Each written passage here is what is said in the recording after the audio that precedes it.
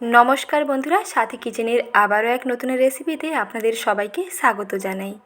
আজকে রেসিপিতে বানিয়ে দেখাবো অসম্ভব লোভনীয় পাকা তালের পাকন পিঠে কিংবা পোয়া পিঠে।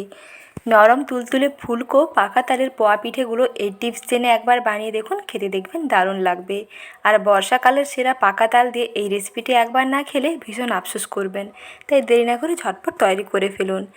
প্রথমেই দেখুন এখানে নিয়ে নিয়েছি পাকা তাল। পাকা তালের প্রথমে মাথার কাছের খোলটা ছাড়িয়ে নিয়ে তারপরে গায়ের কালো ছালগুলোকে ছাড়িয়ে নিতে হবে। তারপরে এর মাথার কাছে যে শক্ত অংশটা আছে এটাকেও কেটে বাদ দিয়ে দেবেন। এইরকম দেখুন একটু চাপ দিলে সুন্দরভাবে ছেড়ে যাবে। তারপরে 3টি বীজকে সম্পূর্ণ আলাদা করে নিতে হবে। তারপরে লাগবে একটা গ্রেটার, আর এই রকম গ্রেটার আমাদের রান্নাঘরে কিন্তু সবার কাছেই অ্যাভেলেবল থাকে। তাই এই রকম বড় ফুটোওয়ালা গ্রেটার দিয়ে এই রকম তালের বীজটাকে ঘষে নেবেন। দেখবেন খুব সহজে তালের রোয়া ছাড়া তালের এই রকম পাল্প পাওয়া যাবে। এই রকম পাল্প তৈরি করে নিয়ে আপনারা 1 সপ্তাহ পর্যন্ত নর্মাল ফ্রিজে রেখে স্টোর করতে পারেন। যখনই পিঠে বানাতে ইচ্ছে করবে এই রকম তালের পাল্প দিয়ে তৈরি করে ফেলতে পারবেন। তালের পাল্প রেডি করে নিয়েছি, এখন পিঠের ব্যাটার তৈরি করে নিচ্ছি। তার জন্য একটি বাটির মধ্যে প্রথমেই নিয়ে নিচ্ছি এখানে 1 কাপ ময়দা। ময়দার বদলে আপনারা এটা শুকনো চালের আটা দিয়েও বানাতে পারেন। তারপরে এর মধ্যে দিয়ে দিচ্ছি 1/2 কাপ সুজি, আর দিচ্ছি তালের পাল্প। 1/2 কাপ তালের পাল্প দিতে হবে। তালের পাল্প এখানে খুবই মিষ্টি আছে, তাই তালের পাল্পের পরিমাণটা একটু বেশি দিচ্ছি। যদি তালের পাল্প তেতো লাগে তাহলে কিন্তু পরিমাণ কম দেবেন, নাহলে কিন্তু পিঠেগুলো তেতো লাগবে। তারপরে এর সঙ্গে মিশিয়ে নিচ্ছি চিনি। এখানে যেহেতু তালের পাল্পটা খুবই মিষ্টি আছে তাই চিনি আমি এখানে একটু কম দিলাম। তারপরে এর মধ্যে দিয়ে দিচ্ছি সামান্য একটু লবণ, একটি চা চামচে 4 ভাগের 1 ভাগ লবণ দিলেই হবে। আর দিচ্ছি অল্প একটু মৌরি। এখন অল্প অল্প করে জল দিয়ে মিশিয়ে একটা ঘন করে ব্যাটার তৈরি করব।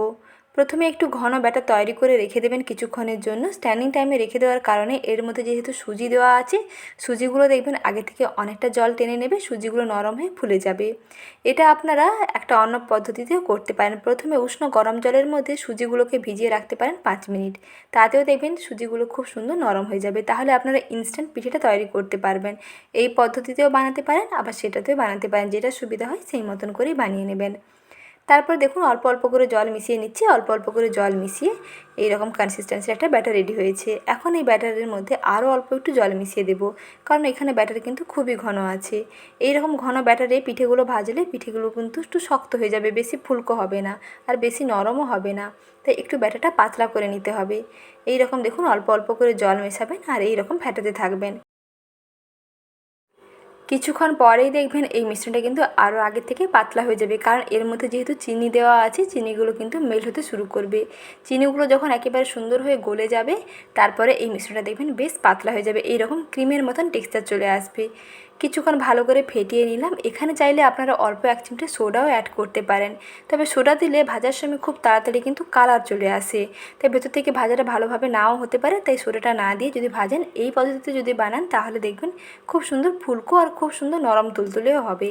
আর ব্যাটারের ঘনত্বটা দেখিয়ে দিচ্ছি দেখুন। 1 হাতা ব্যাটার নিয়ে এইরকম একটু ওপর দিকে তুলবেন, যখন দেখবেন যে ফিতের মতন পড়তে আছে তাহলে বুঝতে পারবেন যে ব্যাটার একেবারে পারফেক্ট। আর কোনো রকম স্ট্যান্ডিং টাইমে রাখার প্রয়োজন নেই। এখন ইনস্ট্যান্ট আপনারা পোয়া পিঠেগুলো তৈরি করে ফেলতে পারেন। 1 হাতা করে ব্যাটার নিয়ে ডুবো তেলের মধ্যে ভেজে নিতে হবে। আর আগে থেকে তেল ভালো করে গরম করে রেখেছি। তেল আগে থেকে ভালো করে গরম করে নিতে হবে। সেই গরম তেলের মধ্যে 1 হাতা ব্যাটার দিলেই দেখবেন সঙ্গে সঙ্গে এগুলো তেলের উপরে ফুলতে শুরু করবে। তারপরে ওপর থেকে কিছুটা গরম তেল ছিটিয়ে দেবেন, বেশ সুন্দর ফুলকো হয়ে যাবে। একটু ওপর নিচে করে সময় নিয়ে লাল করে ভেজে নিলে রেডি হয়ে যাবে নরম তুলতুলে ফুলকো তালের পোয়া পিঠে। দেখুন বন্ধুরা একেবারে ফুলে টইটম্বুর হয়েছে। আর প্রতিটি পিঠে এই রকম ফুলকো হবে আর ভেতর থেকে বেশ সুন্দর নরমও হবে। ঠিক একইভাবে আরও একটি পিঠে তৈরি করে নিচ্ছি। দেখুন এই পিঠেটা ঠিক একই রকম ফুলকো হয়েছে। প্রতিটি পিঠে একেবারে পারফেক্টলি ফুলকো হবে আর বেশ নরম হবে। এইভাবে সবগুলো পিঠে ভেজে আমি একটি প্লেটে সার্ভ করে নিচ্ছি। পিঠেটা দেখুন বন্ধুরা কতটা নরম হয়েছে। যেমন নরম হয় আর তেমনি টেস্টিও হয়। খেতে দেখবেন দারুণ লাগবে, একটি খেলে আরও একটি খেতে চাইবেন। আর আজকের এই সহজ এবং লোভনীয় রেসিপিটি ভালো লেগে থাকলে ভিডিওটিতে বরাবরের মতন একটি লাইক করে দেওয়ার অনুরোধ থাকলো। ভালো থাকবেন, সুস্থ থাকবেন। রেসিপি দেখার জন্য জানাই অসংখ্য ধন্যবাদ।